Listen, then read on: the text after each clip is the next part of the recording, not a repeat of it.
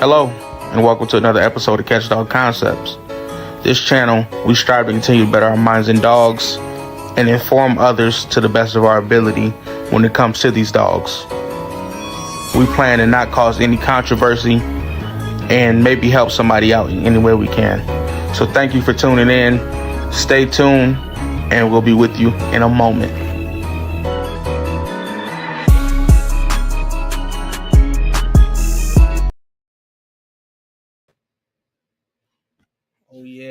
Oh yeah, we back. We back. No, I've been gone for a little minute, but C.D.C is back. We got I think a special episode. You know, I'm into the boerboels, big dogs, so got some more boerboel talk today with my guy Eli at Cold River Boerboels. So we're gonna let him up and get into it. What's going on? How you And we're doing? live. How you doing, brother? I'm all right. So Thanks for having me, man. I appreciate you. Oh yeah, absolutely, man. Absolutely. You know, I love your program, what you got going on. Got some beautiful dogs as well. I appreciate that. I appreciate Yes, sir. So we're gonna get right into it. You know, tell the people your name, who you are, and what you do, and maybe even some accomplishments throughout the years you've gained. Yeah, so I'm Eli, one half of Cold River Boerboels. I always got to give my wife credit because without her, man, none of this would be possible. Shout out to her. She's the silent partner behind all this goodness that's going on right now. Yeah. So I've been involved with dogs in general back since 1999. Wow. I originally got into it. My breed of choice at the time was the American Pit Bull Terrier. Slowly through time, we got into other breeds like the miniature bull terrier, and got some other breeds along the way as well. I had my first dog was in '99. I joined a local club, started doing obedience and dabbling in protection work and stuff like that. I went to an expo, and they had a weight pull competition going on. Back then, they used to do a lot of expos, and they used to have the weight pulls inside the expo. They were doing it a lot on wheels and carpet and stuff like that. And I got bit by the bug, and just kind of dove right into it, and been kind of doing it ever since. You know, learning the hard way of the do's and the don'ts. I'm the first person to admit, didn't know what I was doing when I first got into it. Didn't have a mentor or anything like that, and kind of learned the hard way. And slowly throughout the years got better and better and better. Then we got to a point where we basically had a close yard for American Pit Bull Terriers. It was just our own bloodline. And we specifically focused on weight pulling dogs. We traveled around the country. This is before we had children. We could do that. So we were going to shows, sometimes 3 or 4 shows a month. All over the United States, competing against some of the top competitors, some of the top weight pulling dogs. Won a lot, got beat a lot as well. And we have dogs that became national champions. We produced dogs that became multiple time national champions, and just kind of fell in love with the sport from there. Different times we decided to try and test ourselves and do different things. I mean, we've trained everything all the way down to 7-pound Chihuahua to weight pull, which turned into an anomaly itself. It was a pretty cool thing to do. That actually started off because somebody bet me. Somebody was like, "I bet you couldn't do that," and I said, "You give me the right Chihuahua, and I think I can."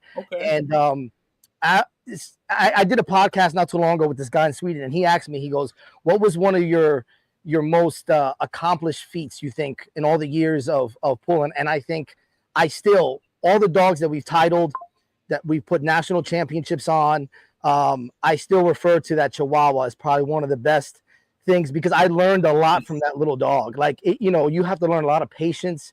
Your training has to change. There's nothing forcing a little 7-pound dog to do anything. You know what I mean?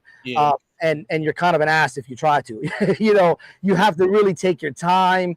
You have to find, innovative new ways to train and get the dog to do something you want to do. And you got to build up its confidence. That's the biggest thing, especially in a sport like weight pull. I say, and a lot of the weight pullers will say it all the time, the sport itself, it's probably about, arguably 75 to like 80, maybe even 90% mental. At a very small small price to that. A lot of it is mental training, mental fortitude, getting the dog, used to being able to move, and Right. excuse me, and feeling like it can't lose, and to do that into a breed of dog that's scared of its own shadow. What's a Chihuahua do? It just barks and does nothing. Yeah. And that was pretty cool, man. Walking into a place and watching him, light up and take the spotlight, and watching everybody come over and be in amazement, with that little dog. He pulled, I think, at 7 pounds, he did like 1,500 and something pounds. It was like 220 some odd percent of his body weight, which is amazing for a little tiny dog like that. And I learned a lot. As much as I trained him, that was definitely something I needed to do in our career, was train something totally different. And I learned a lot from that little dog, and kind of apply it to everything that we do now, for sure. Yeah. That's amazing. Chihuahua weight pulling. That's like, the videos are out there, man. It'll blow you away. I'm gonna have to look at it. That's insane. I'll send you some. I'll send you some for sure. Okay, cool. How'd you get into the borble? Well, so after years went by, we kind of got out of the dogs for a little bit, and we bought a farm, and the pit bull just didn't fit our lifestyle. I love the American Pit Bull Terrier. In my opinion, it's probably one of the most all-around dogs you can get. You know what I mean? What bloodlines did you own? So it was a combination of what we had was a combination. The dogs that I'd like to run for weight pulling, right? Yeah. And I did it the hard way. Like, I could have went and got weight pull lines of dogs, but since I'm stubborn, I wanted to do something different, and I did it the hard way. I'd recommend, if you're going to get into the sport, find yourself some weight pull lines. But I did it the hard way. I started off with a combination of Costellos, Danger Zone. There was a dab of Camelot in there, and they might have even been a couple of dogs might have had the original, like the what started the bully stuff, like the Grand Champion throwing knuckles and stuff like that, which is like Amstaff, So I had a couple of dogs that had some of that stuff in there, and those guys had nothing to do at all with the sporting world, right? But I saw something in those dogs. I saw the style that they had. The trainability was there. They just needed to be bred in a different direction. Right. So I started breeding them where we would thin the bone out so they didn't carry so much bone, because the problem with a lot of those dogs where they were so heavily boned and so heavily muscled, they were in weight classes that they shouldn't be in. They were competing against dogs that were 3 times their size. Right. My dogs were shorter, and those dogs had more leverage because they were bigger, longer, taller. So we found a specific dog. His name was Grim Reaper, and he was a huge blonde male, and that really changed the program. It thinned the bone out. It added the leg, the height that we needed, but it kept the workability. It kept that dog that wanted to work, that wanted to be there with you. And once we did that, that changed the whole program. Then we started producing, really good national champions that just kind of dominated the field for a bunch of years until we retired them. And then we got out of the sport. So when we got out of that, we got the farm, and I wanted something to protect the farm. I wanted something that was, can go out to the backfield a couple acres away and just hang out with my children. And I knew my children were going to be safe. I knew somebody wasn't going to walk up on the property and be able to just steal one of my kids, for lack of better terminology. You know what I'm saying? A well-bred American Pit Bull Terrier probably gets stolen off your yard. It's not supposed to be naturally like that, right? I wanted to ask you about that. Like, what do you think about them doing protection training? What do you think about a pit bull? I've done that with them. I've done it, but they need to be trained for that. That's not something that's natural to them, and it shouldn't be natural to them. The way that they've been bred, that should not be something that comes natural to the American Pit Bull Terrier. Can they be an asset to somebody's program like that? Absolutely, if you find the right one. A lot of the times, man, sometimes they're so drivey, especially a lot of the game bred ones. Man, they get kind of hard to control when you start putting that type of training into them, and they just start geeking out, man. You know what I'm saying? And it's hard to get them to focus. But if you breed them the right way, you have the right trainers with you, the right decoys, you can use them for sure. Is it ideal situation for them? Probably not. And this is the same thing I hear about mastiff breeds as well. Yeah, Some mastiff breeds, you do protection training with them, they become like man eaters. They want to correct, grab correct. the thing. Yeah, Yeah, yeah. So like so I wanted something that was going to be a little bit more just naturally protective, right, where I didn't have to do that much training into the dog, because at the right. time I just didn't have the time to do that type of training Yeah, into it. So that's how I got into the borble. And when having them here, the strength that was coming from this dog on the other end of the leash was just ungodly. right. We're sitting there walking this thing and we're going, why is this dog so strong? Like Yeah, it's naturally strong. I got used to having to build strength like that throughout the years right. and not see it just naturally in a dog. And one day my wife's like, why don't we just start pulling again? Let's do something a little different. And then we decided to get a couple more. And, we thought that we can bring something that was kind of lacking in the borble community back Yeah, to it. And that's kind of what we're basing our program now is on functionality and workability. right. We spent so many years focusing on that. And I said, if we can bring the mindset from the working world into a mastiff breed like this, that's supposed to be the most agile of all mastiffs, Right. we might be able to do something different and kind of bring back the large breed dogs into the weight pulling community. Yeah, Because it kind of goes in waves. For right. years you'd see the big dogs, and then there was a shift, and then you started seeing the little dogs competing, and that was a Right. big thing. And now I think it's slowly coming back around again, and we're hoping that we're bringing light to that, and then Yeah. to show that it doesn't matter if the dog is specifically bred for the sport or not. You can do it. Does it make it easier? It does make it easier if the dog is specifically bred for that. But it's not to say that you can't create a good dog from that. And that's kind of what we decided to do. We said, what, let's kind of base our program around that, and we kind of just took it from there. And it's been an interesting journey so far, to say the least. Yeah. That's what's up, man. Like I knew it was gonna be a good episode, but just like where we at right now, I'm like, yeah, this gold right here. This is I pretty appreciate it. good. So you kind of answered my question on what drew you to the breed. So when did you get your first borble? Like around what time was that? And were there differences from that first borble that you got to the ones now? Yeah. So our first one was right around like I think it was like 2020. We've only been involved in the breed for about like 5 years or so, right around there. And we got our first one, and that one was specifically for the task of just protecting the children, really, because I have no other way to explain it. Like I really got it just for that purpose. Yeah. But as we here on the property, we get a lot of, I get a lot of black bear. I get a lot of coyotes. I get huge coyotes here. I can send you some pictures of some coyotes that I've taken out, and they're like the size of my wife. I have one of her whole there. We get big, and we were losing a lot of livestock. Yeah. At the time, we were doing a farm business, and we had restaurants and stuff like that were relying on us to bring them a certain product, and we were losing livestock a lot to the coyotes and the foxes and stuff like that. Ever since we bring the borbles in, our losses have been minimal. Now, with that being said, the breed is not a livestock guardian dog. What I'm saying? That's not something that, you don't just throw this dog out with the livestock like it's a Great Pyrenees or something like that. But we use them to patrol the property a lot. You know what I'm saying? And just their presence alone has helped, bring down the predator population on the property. Like, they know that they're there. We let them roam the property and patrol and different shifts and stuff like that. Yeah. And we get them used to the livestock, the sheep and the goats and stuff. And that helps. Again, it's not something that comes natural to the breed. I don't want to, put it out there like it's a livestock guardian breed. It's not. It's not supposed to do that. We're just working with what we got. You know what I'm saying?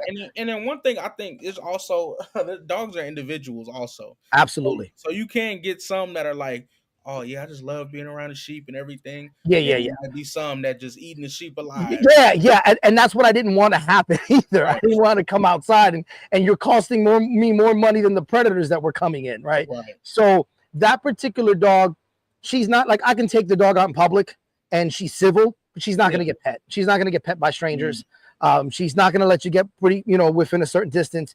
And I take responsibility for that. Like, that's something that I was, you know, encouraging with the dog. Again, that's the dog that's supposed to be at the property with my children. I don't want anybody coming near her. I don't even want anybody coming near my children. So that's her purpose. That's exactly what I got her for. She serves it 100%. Is that what I would recommend for everybody? Probably not. You know what I'm saying? You know, so I say that with that, you know, in mind.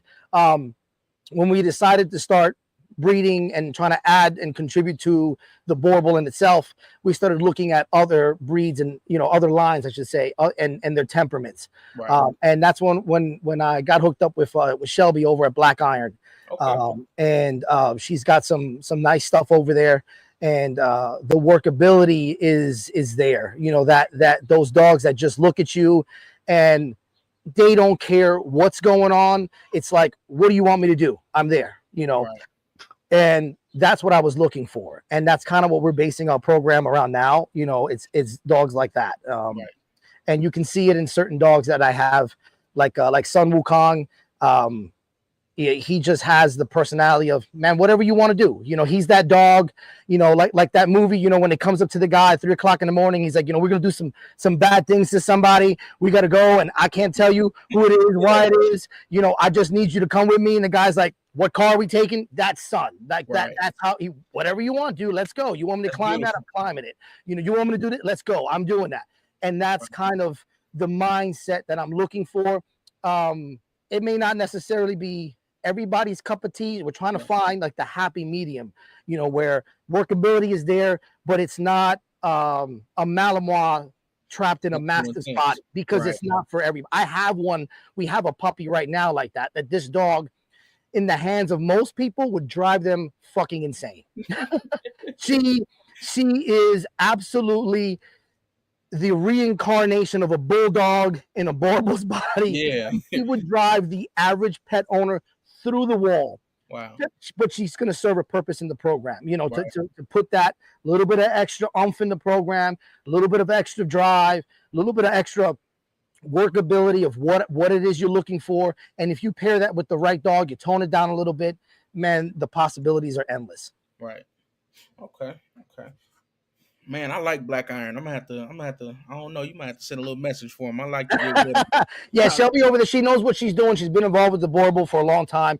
She's one of the pillars in the community. You know what I'm saying? I tell people, if you're looking for borbles, you know, you got to go to the pillars of the community. People have been doing it for a while. They have proof in their program. Not just people that are just breeding dogs just to breed dogs. Look at what they have. Look at what they're contributing to the program. Look at their ethics. You know, another good person to talk to is Joseph Phillips, which is the North American rep for SABS. He's a wealth of knowledge over there. You know, if you're doing the SABS route, if you're going the North American Borble Association route, you might want to talk to like Max Tran. You know, he's over there with that group. And then you have like the AKC version of people over there. Like if you more into the show and stuff like that, there's some pillars in that community, you know, and that's really the best advice I can give anybody. Like, you know, go to the pillars in the community where you can see their program. They've been involved for quite some time, and they're not just breeding dogs just to breed dogs. And you see people actually doing something with their dogs. Those are the people you kind of want to talk to. Okay. So you did say something. So you use your dogs as not necessarily farm dogs, but like farm utility dogs. So they deter, they do whatever you need of them. So and that's basically the definition of a borble. I just had this conversation with Joseph Phillip a couple of days ago, and I'm gonna quote him in the conversation we had. He called them the utility knife, the utility dog, you know, just like a Swiss Army knife. It's supposed to be the dog for whatever purpose you need it to do. It's the dog that's waiting for you on the porch. Hey, I'm going to go horseback. You're going to run with me, and we're going to go down and do whatever at the other end of the farm. We're going to go down somewhere. Hey, we're hopping in the car. It's hopping in the car with you. It's there to serve a purpose, and whatever that purpose it is you needed to do that specific day, that's the purpose of the dog. It's literally the farm dog, and it's meant for a multitude of purposes. You know, Yeah. it's not like and I'll use a mouse. I got nothing against mouse. I love mouse, but I'll use them as an example. Like that's a protection dog, right? Like Yeah. you can go down there and you can look at pedigrees and you can see accomplishments over and over again from different dogs, and you can see that they've been titled and accomplished, like in doing protection, schutzen, IPO and stuff like that. You don't see that in the Borble because that's not really. They weren't a personal protection dog. Right. They were just more so of a sentient guard dog, right? They were there to protect the settlers when they were in South Africa from whatever wildlife or people were coming onto the farm looking to do harm, etc., or the same way help them go move some cattle around, come back, or just hang out. Like it's just the general dog for the farm, and that's kind of the approach that we're trying to do here with the dog in general. That's all right. I like that. So like when you talk about the farm dog, you got to be able to move. You got to be able to run to be a farm dog. Yeah, and movement's an important thing, especially with a breed that's considered the most agile of all mastiffs, right? So movement is a big thing. You can be as big as you want or small as you want, but if the movement isn't there, you defeat the purpose, right? If you have a dog that's falling apart and it can't move, correctly over 3 acres, if it can't chase that coyote or whatever threat it seems, or that person, that intruder, whatever it is, the fox, if it can't chase it efficiently and can't be there present when it needs to be, it's falling apart while it's trying to do that duty, what's the point? Right. You can have the highest appraised dog, you can have the best health scores, you can have all of that, but if it can't move correctly, fuck is the point? It's useless. It's useless. Right. Yeah. Right. Absolutely. And I don't know, what's your average on your dogs? I know you have some that are pushing 150 or 165, but you still are emphasizing functionality and movement within those sizes of dogs. Yeah. So what's your average size for all your dogs? Well, Sun Wukong, when we go to competitions, I keep him around 160, 162. And that's verifiable. Like, because, when we go to competitions, the dogs have to get weighed in. Right. That gets put down on paper. You can go online, you can look it up. I don't like him to get much heavier than that for competition. But there's times where he's hit like 174, 173. For competing, I just don't like it. I don't like him that heavy. He breathes better. He moves better. He handles the stress of the workload at about 160, 168-ish better. If I'm competing, I'll bring him down to like 162-ish, right around that frame. I have his brother, Mr. Wednesday. He walks around at 180. Wow. So, I want to say that that's about the average. I have females here that range from, 120 to 170 pounds. Okay. You got a big yard. I don't have a lot of dogs. I don't have a lot of dogs at all. We down south and we down like to 5. Okay. So we're focusing on quality, not quantity. You know what I mean? So and movement, seems to be a big thing with us. And it's something that you just have to breed towards, and you're gonna have to weed through some dogs. It just is. Right. It just is what it is. You know what I mean? Absolutely. Man, I know that food bill be crazy. I already know. It'd be hard to feed myself. I be trying to lift weights. I be trying to get food and everything. I'm like, oh my goodness. I know. Yeah. It can get crazy. Yeah, sure. Yeah. Sure. It's not as bad. You get a good quality food and you don't have to feed as much. Yeah, that is one thing I learned. You don't have to have as much food if you have a quality kibble. Yeah, we've been playing around with different kibbles and stuff, and we're going to try another company as well a little bit. Ideally, if it was up to me, I would feed raw again. We used to feed raw for many years. I used to make my own raw when we were dealing with the American Pit Bull Terrier, with the miniature bulldogs and stuff, miniature bull terriers. We used to do that a lot. I just don't have the time. You know what I mean? I have 2 businesses, the dogs. I got 5 children. I got a lot going on. So it's hard to sit there and make food from scratch for the dogs for a month or so, and then you need the space with the freezers and stuff like that.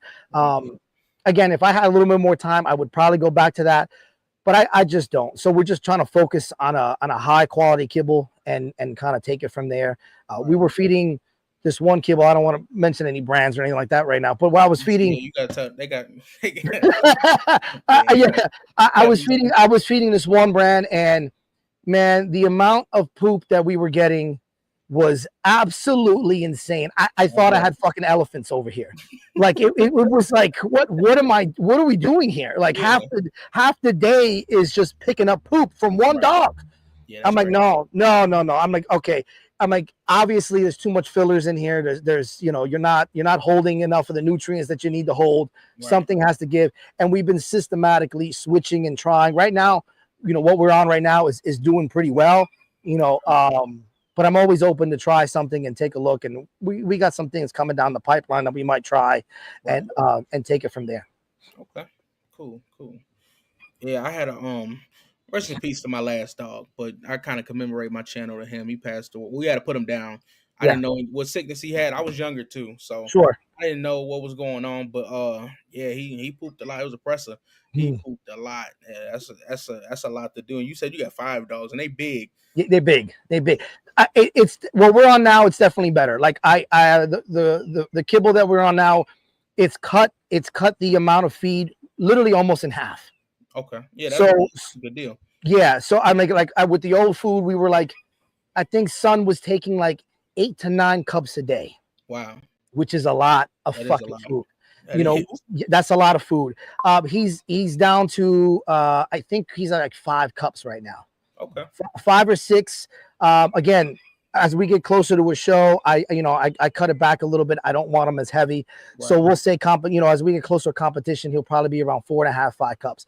For a dog that's, hovering around 160-ish pounds, that really isn't that bad. That really isn't that bad. Right. So let's get into what's up with the name Cold River Boerboels? How'd you get that? Well, it's a nod to the American Pit Bull Terriers that we used to have back in the day. So we kind of just merged over the kennel name from the Pit Bulls and the line that we had before, and just kind of pull it over here, and that's really what it is. That's what it was. Yep. Okay. Yeah. And when we had, our other place, we had two streams on the property, and they were fucking brick cold, and the dogs were always in there. And that's kind of where the term came from. And then we just kind of been rocking with that ever since. Gotcha. Okay. I like that. You don't got a lot of color on your yard. You keep it, you got it plain and simple. Yeah, which is fine. Like but why haven't you got into, you got the tries, you got the it was a blue tick borble I've seen. Why haven't you got into the color? I want to be clear. I don't have any personal grudge with color. I don't. We come from the background where color is like one of the last things you worry about. Wow. Do you have a preference? Everybody has a preference. I'd lie to you. I'd be lying if I told you I didn't have a preference. You know what I mean? I'd be fucking bullshitting. If I told I don't have I do have a preference, sure. But at the end of the day, if you talk to anybody that's really about a working dog, they can care less what the color of the dog is, right? As long as the dog is going to function and function properly, I could care less if it's fucking purple or green. You know what I mean? Yeah. Do I have preferences? Yes. Do I have colors that I necessarily don't like? Yeah, I can't stand a brindle dog. I don't. Why is that? I just don't like the color brindle, man. I just don't like it. I don't know what it is. I've had good dogs in the past that I was like, it's brindle. Yeah. Is that dumb? Absolutely is dumb. I'm the first person to say that's the dumbest outlook to any of that.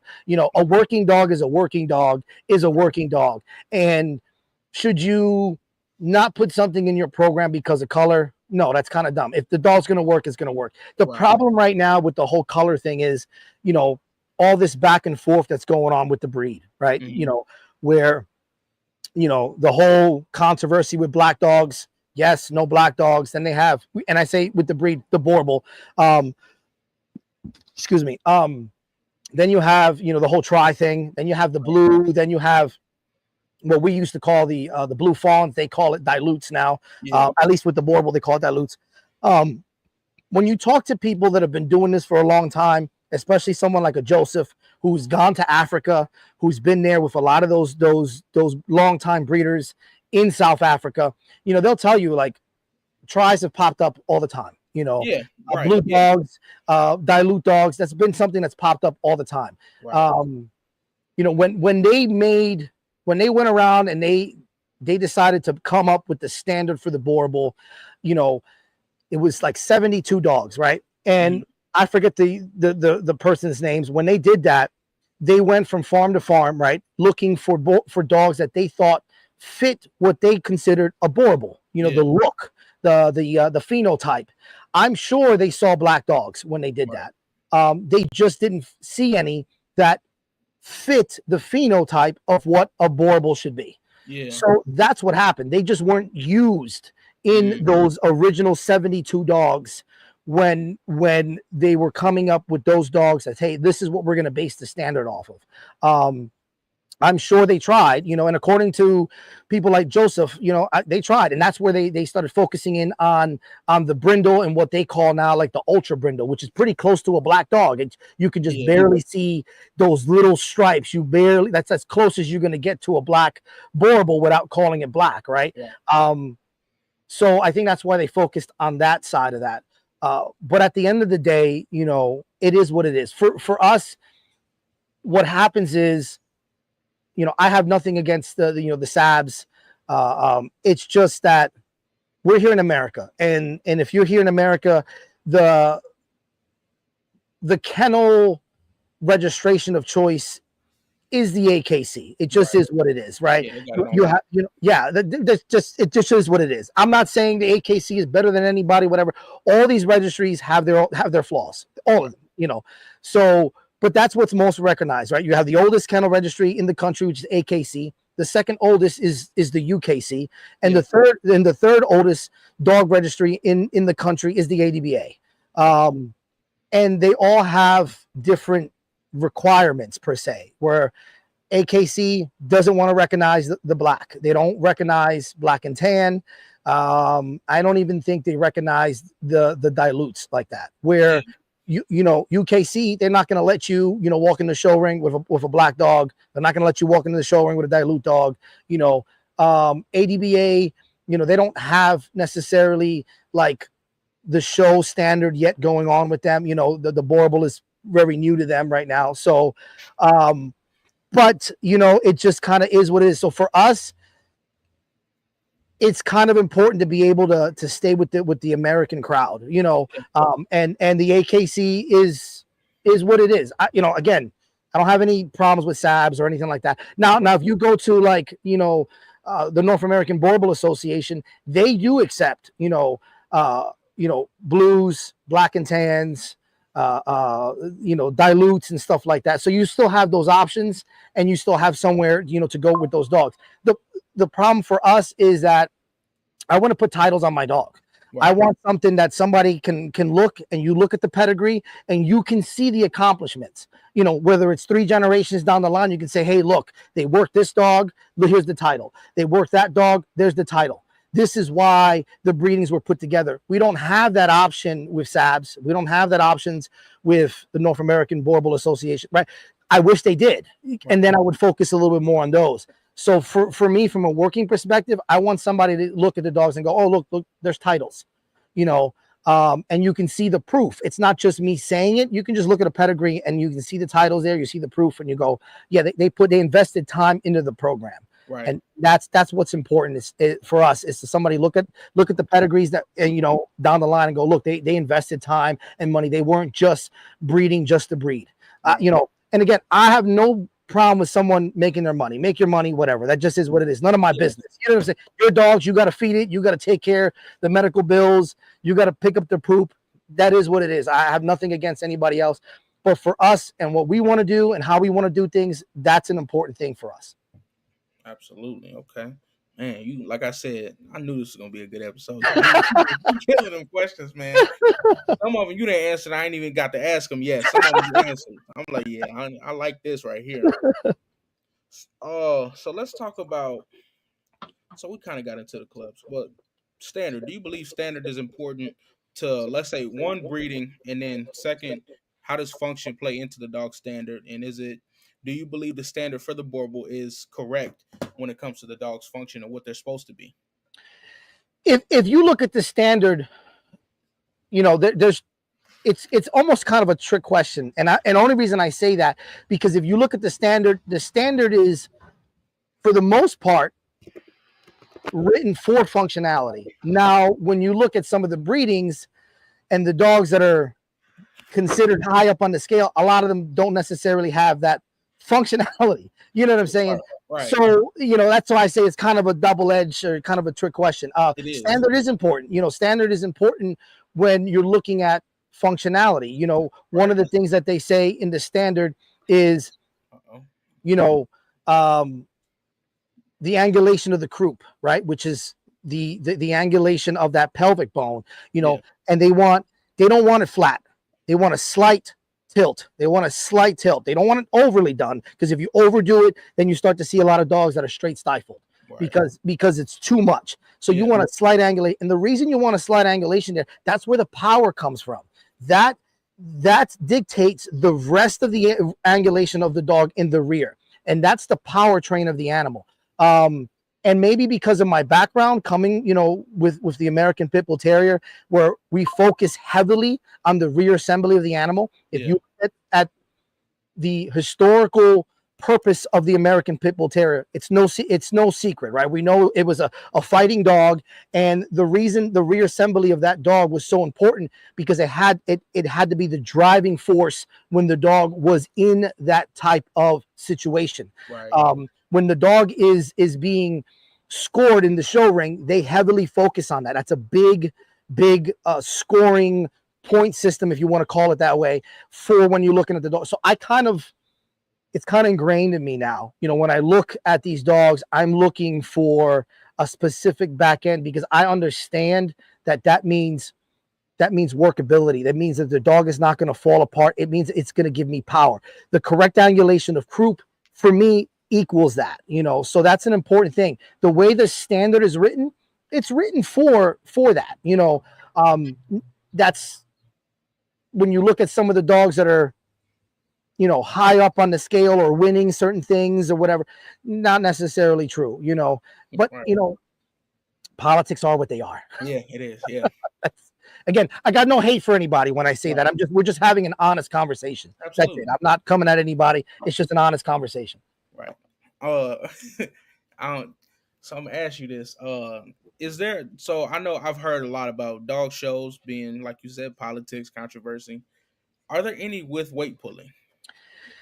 Well, see and this is the beauty about a sport like this, or just dog sports in general. You can go somewhere, you can hate my fucking guts. You can be the judge and dislike me, and you wouldn't piss on me if I was on fire on the side of the road, right?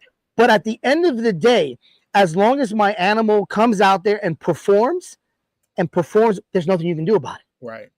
I won, or I got a second place or a third place. You get, there's no. Now you can try to manipulate rules here and there or something like that, but that's pretty small compared to, as long as I did what I was supposed to do, and showed up with the dog at the best condition and the best training possible. Right. All of that personal shit goes out the window. It doesn't matter. Where, walking into the show ring, and I have nothing against the show ring. I'll probably walk Sun Wukong into the show ring. You know what I'm saying? Yeah. But that becomes a person's personal preferences get involved in something like that. You might have a judge that likes to see a little bit more of this, a little less of that, and then there's politics involved in that. That just is what it is, right? Where when you go to a sporting event, you don't have to like me. You don't have to like where the dog came from.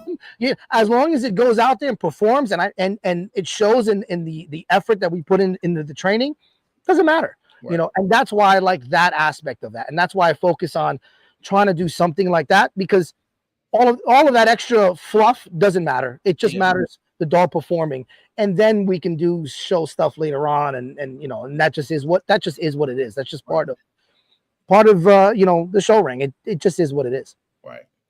Man, where's Duro's soundboard when I need it? Because I give you applause right now. Man, you intriguing me. I appreciate it, brother. Yes, sir. So let's talk about, we'll touch back on the structure in a little bit, but we'll still talk about it. But one thing I see you do with your dogs is correct structure if need be. So if you can give us a breakdown on like what you say. I bring up any scenario, cow, hog, puppy, anything. Mhm. Give us some game or some tips on how you would correct the dog structure if you've seen it. Well, there's two things at play, right? So you got to look at genetics. If the dog is truly has a genetic flaw, if Right. because if it's a true genetic flaw, there's no correcting that's going to fix that, Right. right? That Yeah. it just is what it is. That's the Right. way the dog, the blueprint, the DNA has been programmed. That's the way the bone has been programmed, for lack of better terminology, to grow and present itself in the dog's phenotype, right? That just Yeah. is what it is. So you have that aspect of it, which is then that's controlled by breeding. That's controlled by correct breeding. You look at a Right. dog and you pair them up correctly, and you say this pairing here is probably going to give me less amount of flaws. I never want to say it's not going to give you any flaws, because it's dog breeding, it's genetics. You No, can't control what's behind the dog. You can take two perfectly dogs that have tabletop top lines and still produce something that came out wonky, because Right. those are genetics. You got to look at what's behind the dog and stuff like that, right? Right. And then you have some forms of environmental stimulus that can do that. Like, and I'll give you a prime example. The one puppy that I was talking about earlier, who's a nutcase, and I love her to death. She's great. Her name is Conquest, and when she was small, she was a little too heavy, which in turn was making her cowhawked. And we've seen the videos of the cowhawkness and stuff like that. Yeah. And if you catch that early enough, you can fix that, as long as it's not a genetic thing, Issue. right? Right. As long as and a lot of the times cowhawkness can be corrected, because a lot of the times it's just an overweight dog, or it's a dog that hasn't learned how to center itself, Yeah. how to keep his legs underneath itself, so the dog pushes the weight outward, and the way to do that is to spread its back legs out and walk like that. So your job now as the breeder or as the owner is to try to correct that as fast as possible. That's why we do a lot of pod work and stuff like that. My wife got to it right away with that dog. She stayed here, and within a week, 2 weeks, right underneath herself, and we got the videos to show that. And you can see the progression as we went along. You have to catch certain things like that early. It's the same thing with like weak pastures. A lot of times weak pastures, if you catch it early enough, and again, if it's not a genetic thing, you can fix that, especially in a giant breed like this, because their tendons and their ligaments grow at a different rate than a smaller breed dog. I had a good friend of mine, Emmanuel from Funny Man Kennels. He was picking up some puppies, and he was taking them to their new owners. And when he came over, he's like, man, you're right. He's like, I'm looking at these puppies. They're 9 weeks old. He goes, they don't move like 9-week-old American Pit Bull Terriers. Yeah. You're looking at American Pit Bull Terriers at 9 weeks old. It's almost like looking at a well-bred dog. You're almost seeing like a miniature adult dog. You can see it bouncing underneath it. So you see the spring and the compression in their step as they're running around. Where you look at a borble puppy at 9 weeks old, and it's flopping around. It looks kind of almost like a wet seal. It doesn't know how to control its body yet. It's because of the way they grow, the bones, the ligaments. None of that is really properly set there. So it takes time for that to mature, and you have to understand that. And the easiest way to do something like that is control the weight. That's the main thing, is control the weight. If the dogs get too heavy too fast, you'll start seeing issues where they start to get cowhawked, or they start to get really weak in the pastures. They start to get splayed footed, because all the weight is coming down on them. These guys are heavy. You're looking at some of these puppies at 9 weeks old, and for 15 pounds, 17 pounds, 20 20 pounds, you're like, whoa, that's a big dog. Well, you can see that in their movement. So if you catch some of that early, and you start doing, again, if I want to call it like a rehab, and you start training that, and you start trying to strengthen those aspects of the dog, you can fix it. Absolutely, you can fix it, but you have to catch it early. Right. Okay. Man, great answer. Let me see. So you I think so. Your entire what's your bloodlines for your boerboels? You said black iron. Is that that's just the main makeup of your dogs? Yeah. So the black iron stuff kind of goes back. Like right now we just did a breeding. We have some puppies. It's It's basically black iron stuff. Okay. It's heavy Judge on there. Judge is a well-known dog. He was like the highest appraised borble in the world for many, many years. Yeah. And he's going to be on the pedigree a couple times. So I got to give him my flowers, to Shelby over at Black Iron. Like they know what they're doing over there. Right. And if you're going to start trying to line breed, you want to line breed off of dogs that are healthy and come off a good stock. You know what I'm saying? Right. And that's really the way to do it. That really is the way to do it. So, how do you select breeding pairs? Temperament is really the biggest thing right now, Right. for us, especially with this breed. You hear so many horror stories, of some of these guys hitting a certain age, turning on owners or whatever. I've heard it. I've had it here. I had one dog that we imported from Africa, and once that dog hit a certain age, he didn't like my children. Most people probably would have tried to find a way to hold on to the dog after we spent thousands of dollars on the dog. And what I did was I reached out to people that I thought knew more than me, reached out to other trainers, and we came to the conclusion the dog's just not stable. Right. And that just happens. I know a lot of people want to say, oh, you can fix this and you can fix that. You can with some dogs. And some dogs, you have to know when to pull the plug and say, this fucking guy is just not stable. It's just not there. It's just not there. And then you have to outweigh, you can say to yourself, does keeping it around outweigh the safety of your family, of the people around you, and we had to remove the dog from the program. It just wasn't there. I can understand if I didn't watch it with my own eyes, I might have had more, we'll hold on to the dog. But I seen the progression just randomly where the dog just didn't like children, did not like my kids. And I can't justify having to think about down the line when my kids are, 18, 19, 20 years old and they've gone to like 4 or 5 fucking face surgeries, because they got mauled. Right. And they're like, Dad, why did I get bit in the face? Why am I having all these surgeries? And I have to explain to my kid, well, because I spent so much money on the dog and I didn't want to get rid of it because it cost me fucking $10,000. And when you put it like that, it's messed up. It's messed up. It's messed up. It's irresponsible. It's fucking greedy. And the reality of it, this is dog breeding, and you're gonna have to make those hard calls. It can cost you fucking thousands, and you just have to accept that. You know what I mean? If you can't accept that, don't breed dogs. Right. Don't breed dogs. And sometimes you can have the best pairing with the best personality and the best temperament, and you just get that one dog that just, it's not it. There's something wrong with it. That's it.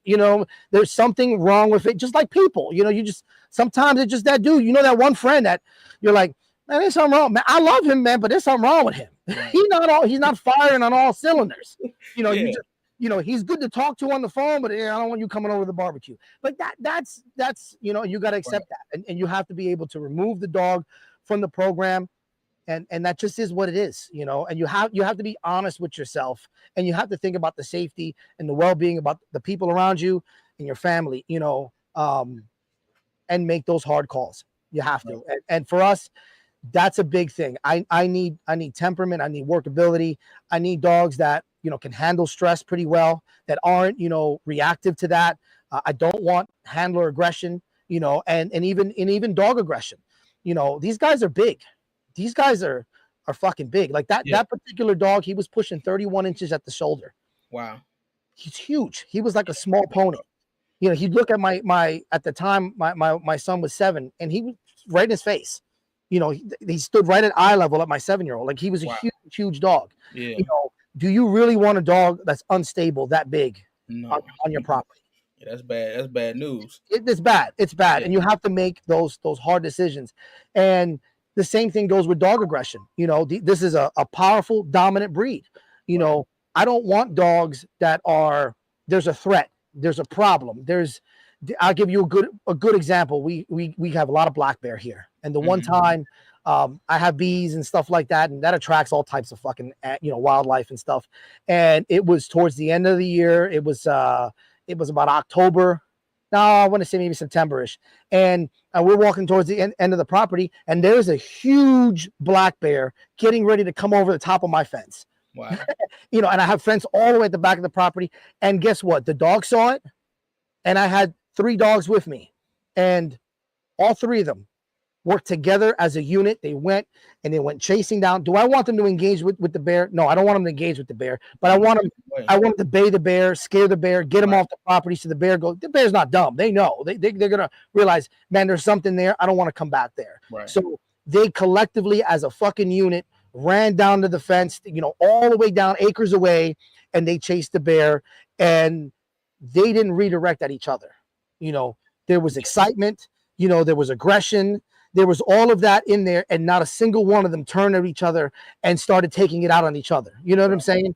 That's workability. Those are dogs that are working together, and that's something you can breed towards. I don't want them turning on each other when there's a threat, a person, an animal. You serve me no purpose. Right. What's the point? Okay, I got 2 dogs or 3 dogs, and there's an intruder trying to steal something or kill something, right? And then instead of going to the threat, you guys are fucking each other up. There's no point. There's no point of that. Right. So that's something that I also try to look at when I'm breeding these guys, because, man, how you break up 150, 160, 170 pound, dogs. Are they always going to get along? No, especially males. Like, we know that males, that's a hard thing to do.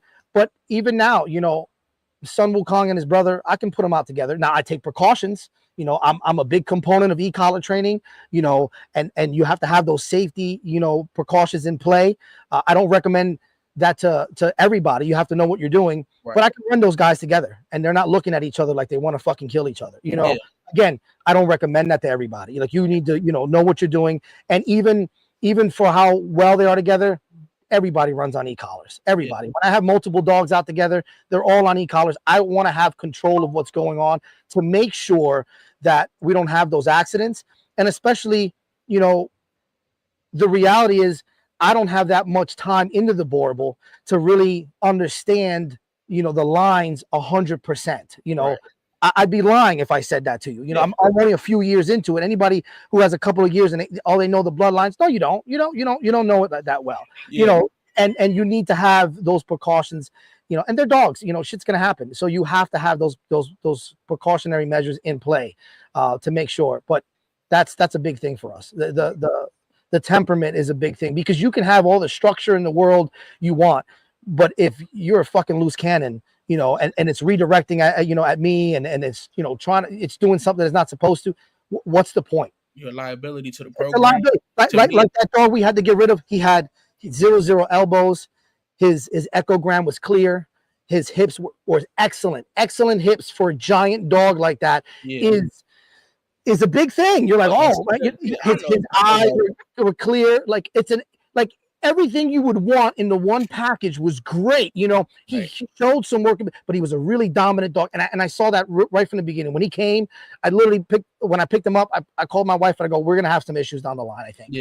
I could see the dominance already, but we're going to work through this. I didn't expect for him, to do what he did. I didn't expect that. But I think the average person might have been like, well, man, he's got all this, let me just put him to the side, throw him in a kennel. We're going to use him. Do you really want to run the risk now? Temperament is genetic. Right. That's been proven many, many times. Temperament is a genetic trait. I realize that it's genetic. It's genetic. There's no way around that. So now the only way to safely say that you're breeding away from temperament like that is every time you breed that dog, you need to hold on to most of the litter. Right. And then you're going to have to hold on to them until they're, of age, right? Which is going to probably be, for this breed, 2-3 years old. That's when you really start to see, the temperament coming through. That's a lot of fucking dogs to hold on. That is a lot. And as much as I want to say I'm a, preservation breeder, that's something you're supposed to do. That's hard. You say to yourself, man, do you really want to do that? Is that something that's going to, hinder your program or really stall the program when there's other options? And sometimes as a preservation breeder, you have to take certain things into accountability. Like, maybe my hips may not be so well, or the elbows may not be so well, but this dog is contributing XYZ, and temperament is high up on that list.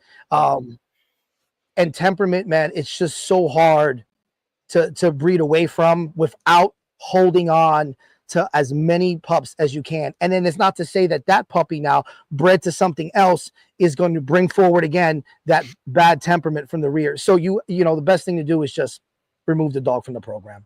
You know. Absolutely. Yeah, I know a couple people. I mean, it's people that breed like start out with bad genetics. I'm like, man, I don't, y'all, I don't. Why do it? Like, There's no point. There's no point. right? It's better. You know, do you want to start a foundation of your house with a rocky foundation, right? No, Your foundation needs to be solid. It needs to be, you know, it needs to be concrete, solid foundation, and then you build up working your house. If your foundation isn't solid, you can have the nicest house you want, but it's gonna fucking start doing this and falling apart from the bottom up, and that's what's gonna happen. Especially if you start thinking long term and you need to do some line breeding, it's gonna come back and bite you in the ass. oh yeah. You know, if you start doing some line breeding, that without a doubt is going to bite you in the ass. And then that's going to put your program now back, or now it goes into the hands of somebody it shouldn't be. And now they're calling you up like, what the fuck? You know what I mean? And that's just not something that, it's not worth it for me. It's not worth it for us over here. Respect. A lot of people, I'm gonna put up with it. I love the dog. It's a like the dog you said from Africa. I know probably 4 people that would have kept the dog and tried to breed it. Like, yeah. We had people. I had people that I reached out to, and they're like, man, just put them in a kennel, you know, lock it all up, and breed them and get your money back and do. And I'm just like, no, because you know what? At the end of the day, accidents happen. Right. What if you forget to lock the door? What if the fucker climbs out the top and does? And that dog was uber athletic, uber athletic. He had a great weight pulling style and all that. And it was like, the risk versus reward just wasn't worth it. At the end of the day, the human life is more important than the dog life. I don't care what anybody fucking says. I don't care. Especially your child too. 100%. I kept saying, how am I going to explain this to my children? You know, when they're older and they've had fucking 5 surgeries to correct their face. You know. Right. And, I just like it's just not. It's not worth it. Right? It's not worth it at all. That's a responsible breeder right there, man. Yeah. Salute to you for that. I appreciate it, man. They would have. Oh no, he's fine. I'm gonna just. Yeah. No, I had people just put them aside, collect them. You know, if you're gonna get rid of them, collect them and put it on. But why? Yeah. Why would I want to collect that? You know, now it'd be different if it was like, the 3rd borble left on the fucking planet, right? There was no more. Yeah, you don't have a choice now. You're like, oh boy, I gotta. No, but there's other blood out there. There's more stable dogs out there. It's just not something I want to put my family to. I don't want to subject the general public to something like that. I would be mortified if the dog went somewhere else, or I produce dogs like that. It's mauling somebody's fucking kid. Like, it's just not worth it. It's not worth it. And as a breeder, you need to make those hard decisions and say it's not worth it. Right. Absolutely. So, how does biomechanics, how do you tie it into breeding, weight pulling, and why is it important? Well, movement, again, you know what I'm saying? The movement. And if you're looking at weight pull, we'll talk again about the rear assembly, right? Yeah. We're moving weight, right? X amount of feet, depending on what organization, anywhere between 15 to 16 feet. If in order to move that weight efficiently, the structure of the dog has to be there, right? So if your dog is too straight stifle, you're losing power. You're losing power. If your dog is, has too much angulation and it's sickle hawked, you're losing power. Right. If your elbows are throwing out and you got too much bulldogness and you're down in your pastures, guess what? You're losing power. I'm a big stickler with feet because it all starts with the feet. Your toes are too long. Again, there's certain things that you can deal with. You can go, okay, I can breed, I can fix better towards that. But, excuse me, you have to look at that because that all plays a part. That all comes together. So when you start competing against the top people in the sport, that's where your structure is going to come into play, right? So if me and you have a dog that's trained equally and it's at the same playing field when it comes to training, and your dog has better conformation than my dog is high in the rear, straight stifled, down on his pastures, and your dog has better conformation, I'm probably going to lose to you when it comes down to it, because you're going to be able to move the weight more efficiently. Less effort is going to come out compared to my dog. Right. And that's where it comes down to. And that comes down again to movement, right? If your conformation isn't there, the movement falls apart. It's real simple. Like when you look at dogs in the show ring and they stack the dog, right? The handler's job in the show ring is to stack the dog a certain way to hide, as many flaws as possible, right? A good handler, that's why people pay handlers. They know how to stack a dog well and hide the flaws. But all of that falls apart when you look at movement. The second that dog starts to move, all that stacking and all that, the movement is what tells you exactly how that dog's conformation really generally is. Because you can hide a top line, you can hide angulation a little bit. You teach the dog to stay still. You put the rear a certain way. You can hide, you can bring the elbows in, and you can try to hide that when the dog is standing still. But the second that dog goes into a trot or a gait, it all falls apart, and you can see, so that's where it comes into play. Man, man, you killing it, man. Asiatic Soldier salute. He said quality guest. That's I appreciate you, brother. Yes, sir. So I think we kind of touched on it, but what made you an advocate for the big mastiff breed and want to breed that bigger functional dog?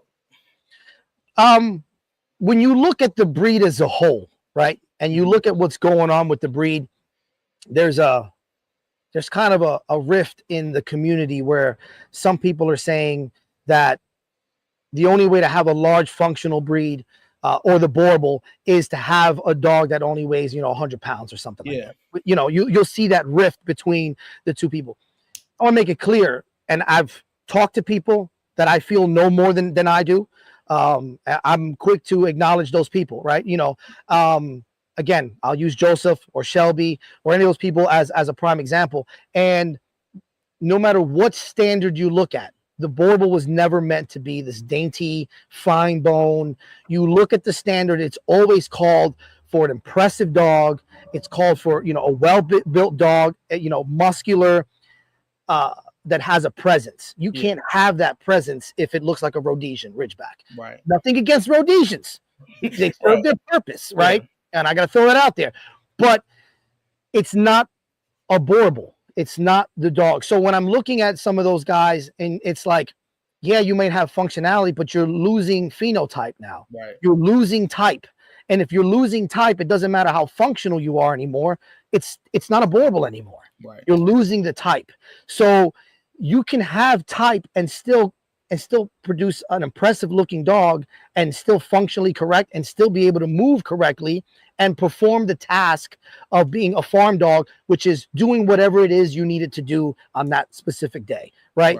You can still do that if you're breeding accordingly, right? You have to be honest with your program and look at what you have and say, I have shortcomings here, but I have strong points here, right? And when I'm looking at the breed, I see a lot of, on this side of the fence, it's the, dogs that are slender, that don't really, have the phenotype of the borble. And then you look at some of the other side of the fence where, the more mastiff, overdone dogs, that look that they're going to have a heart attack if they go, a yard and a half. Yeah. Right. So you got to try to find somewhere in the middle. And when we sit back and we talk about this in our house, we say, how can we contribute to the breed? And we can show people that you can still have a large functional mastiff.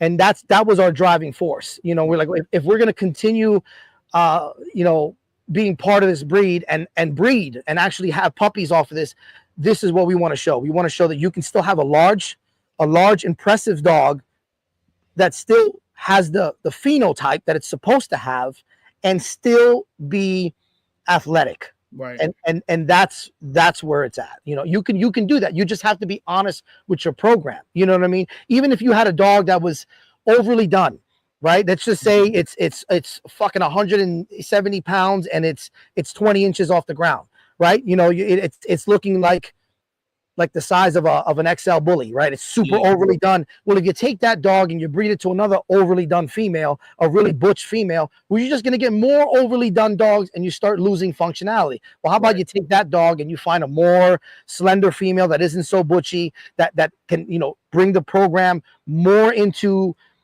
lines of a functional animal. The problem is you don't see that with everybody. They just go bigger is better, And I get that. That's what sells dogs to the general public, I guess. You know what I'm saying? You look at that from like the the bully standards. You know what I'm Yeah. saying? And that's what sells. But is that really, what you want to do as a breeder?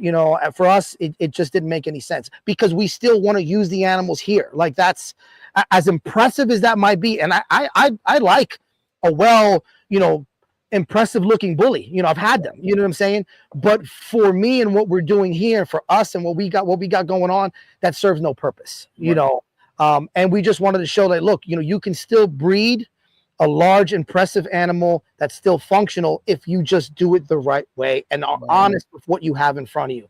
That's what it is. Absolutely, man. And it just I think we're also in that time where it's a lot of fads. It's more of band dogs, the performance crosses and what people call performance mastiffs. Yeah. And it's just people say that's more appealing, but it's not ideal to someone that just wants, like you said, a family guardian, a home guardian, someone, a dog that'll be there. And if, like you said, a bear or a man or somebody comes, they're not going to want to mess with the family because of what's there. Yeah. And then it's a lot of crapping on the breed also for what it is now. But there's still quality people out there. And then I get people that always say all the boerboels are trash. I'm like, how do you know that? Look, I and again, I've had band dogs before. I have nothing against a band dog. Yeah. They have their purpose. I like them too. They have a purpose. It's just when you're going away from the standard, it's no longer a boerboel, right? So you got to call it something else. And I think that's the issue. Call it something else. It is something. It's no longer a boerboel. Again, you can still have a functional boerboel and still be big and impressive as the standard is always called for. You can still do that. You just again have to breed the right way and be honest with your program. And that's what it comes down to. Absolutely. Man, so I didn't notice, like you talked about the mini bull terrier. I'm a little interested in that. What was that experience like? Man, let me tell you something. If you ever thought about what it would be like to give methamphetamines to an American pit bull terrier, that is the miniature bull terrier. Wow. I had some. They were like Czechoslovakian imported lines, and let me tell you something, man. This thing was you might as well had a meth pipe in his hands, man. It was so wild. I might as well had game bred American pit bull terriers. It was cool though, because the difference is, they're tiny, so they're easy to handle. You know what I mean? It was an experience in itself, and I might get back into them at some point. I really enjoy the breed. It's a fun breed. They have their issues just like any other breed. You know what I'm saying? And they have to be bred correctly.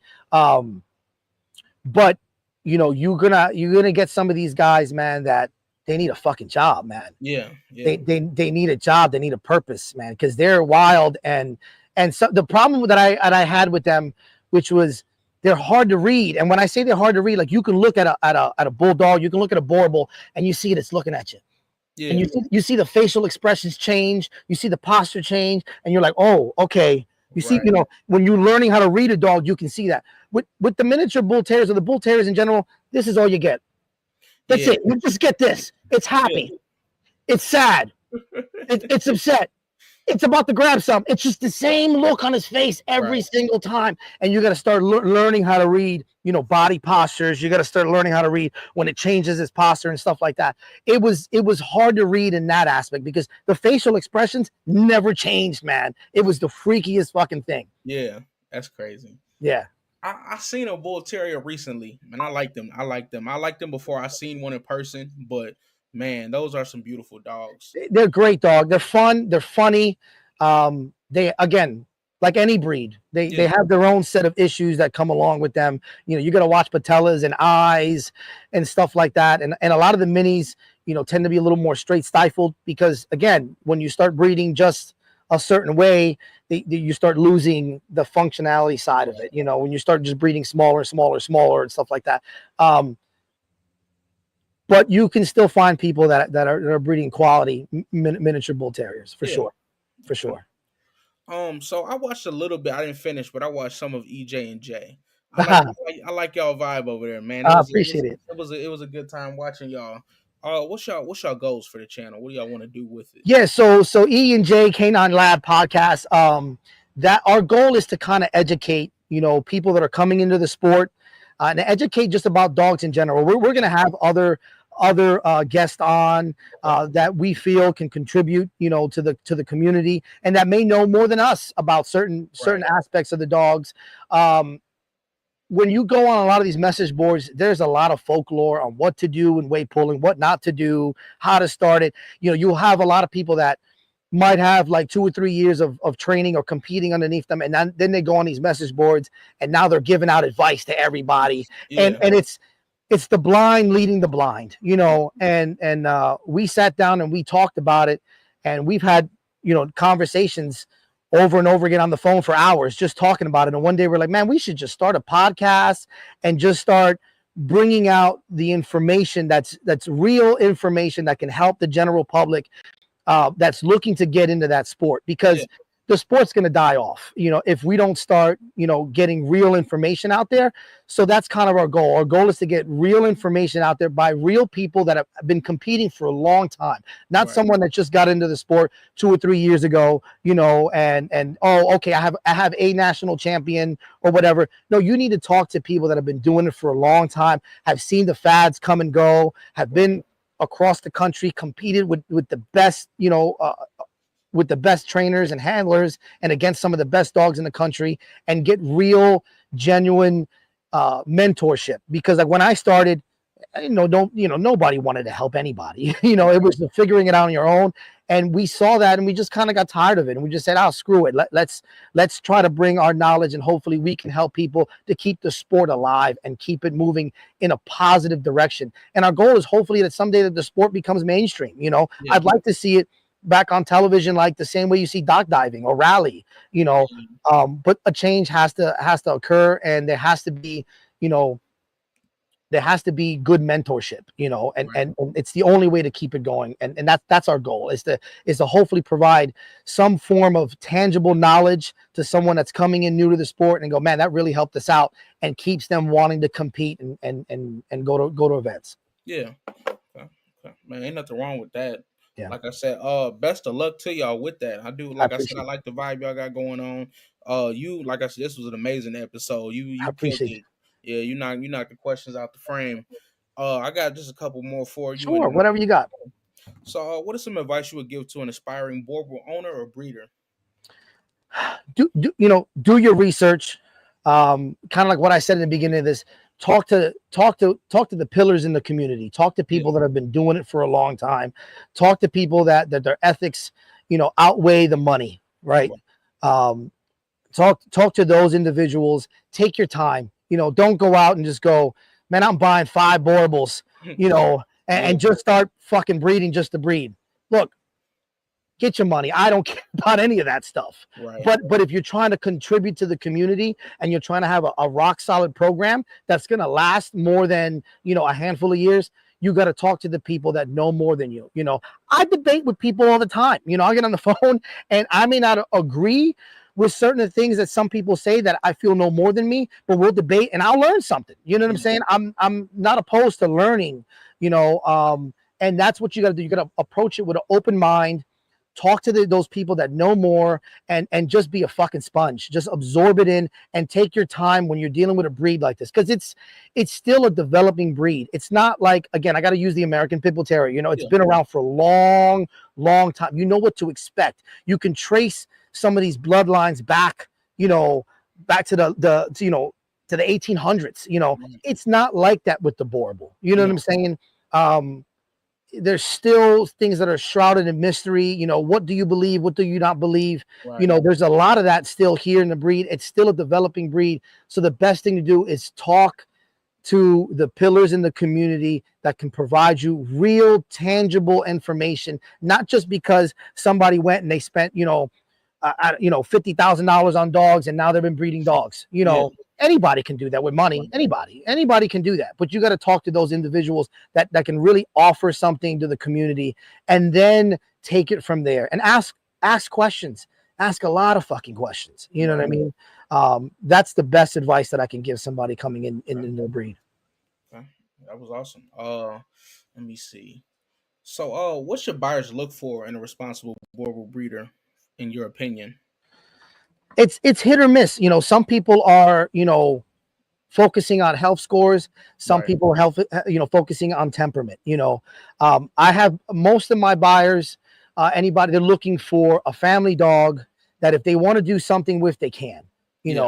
know, that's really the main thing that and that I see with our buyers. It's someone who's looking for a family pet that if they want to do something more with it, they can do that. And Right. that's really, what we cater to is a family dog that, again, it's the Swiss Army, you know what I'm saying? Knife, it's a dog that can do multiple things for you. If you want to go fucking, go, hiking, you can. If you want to go in the wave pool, you can. If you want to teach it a dock dive, great, you can. You want to, and that's kind of the main focus of most of the people that come to us is they're looking for a dog that if they do want to do something with it, they can. They have that option there. Right.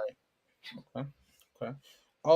Let me ask you this, because this is something, it's kind of been floating. I've learned about it a while back, but some people said there's different types in the borble breed.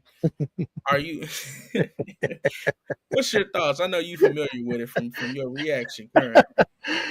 There is one type of borble, Right. the borble. That's Yeah. it. Now look, like breeding in general, you're going to get dogs that fall outside of the norm, right? You're going to Yeah. get some dogs that are bigger on this end. You're going to get some dogs that are smaller or slender on this end. I Right. think a lot of that tends to happen because of the way the dog is being bred. If you look at some of these pedigrees or a little bit, you look at some of it now, you don't see as much line breeding as probably like if you look at, again, and I have to keep going back because it's just the easiest analogy, right? It's the American Pit Bull Terrier. Yeah. You look at, and I know some people are going to say, well, it's not a Pit Bull. You're right, it's not. But I'm Right. just using it as an analogy here. You look at those dogs, people focus in on traits, and those genetic traits equal and turn into phenotypes, right? And when you look at the borble, it's not a whole lot of that. So you're going to get, dogs that kind of even out the same litter, you'll get 4 dogs that look a certain way, and then you get 4 of the dogs that look another way. Yeah. And it's a lot of it. I think I contribute a lot of that too. Is there isn't enough line breeding. I think line breeding done responsibly will lock in a lot of that. Right. And even if you're not line breeding, you got to try and match up phenotypes. If you take, one phenotype and you breed it to a completely other phenotype, right? If you take a dog that's got a blocky head and a short muzzle, and the eyes are out to here, and you breed it to something that's got a longer muzzle, and you're going to get pups that are probably all over the place, Right. as well. Depending on how those dogs are bred, you might get more of this and more of that.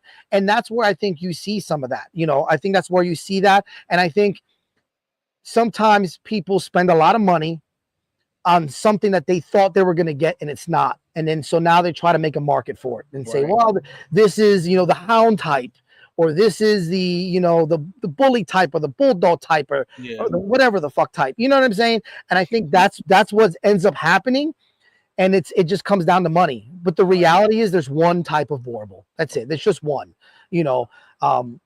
And whatever anybody does with that, that's up to them. But the right way to do that is if you're not going to line breed that way, then you need to at least try to match up phenotypes. And that is going to minimize the amount of diversity when you're looking at the puppies that you have. Yeah. At least that's the goal anyway, right? Right. Genetics are what they are, man. You just can't control that. You can Right. try to manipulate as much as you can by doing research and looking at dogs behind them and looking at the dogs that you have in front of you and being honest about the dog that's in front of you. That's the biggest thing. People aren't honest with their program, or look at the dog and they think because they spend so much money on a dog, they become blind to the fact that their dog has XYZ flaws, and they don't want to acknowledge that because, dude, I spent $8,000 on this. They don't want to acknowledge that it's high in the rear and straight stifled, and then they turn around and they breed it to another dog that's high in the rear, straight stifled, and then or it's got like a more of a houndish face or whatever. Yeah. And then you keep producing that, and then what happens? Now they have a whole bunch of dogs that are like hound looking, and now it's this is the type of borble. No, it's not. It's just a dog that doesn't fit the standard. Yeah.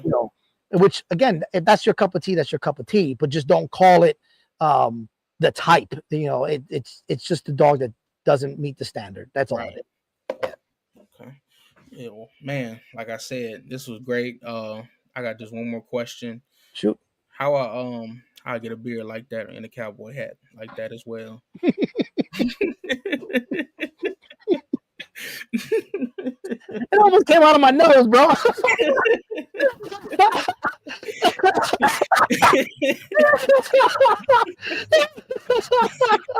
Oh man, that's funny. No, man. I'll send you a hat, man. Let me know what size you are, brother. I'll Okay, send I you a don't know. hat. I'm about. My granddad said I'm about a 10-gallon head. That's what he Oh, told okay. me. I'm gonna have to measure it. I'm gonna let you know though. Okay, Yeah, okay. I Fair enough. appreciate it. Fair enough. Man, thank you for your time. This was a great episode. I Uh, appreciate you, brother. I might probably have you back at some point. See if I can find another topic for us to touch on. Sure. 'Cause like Sure. I said, I enjoyed it. I Um, appreciate it. I enjoyed it as well. Thank you.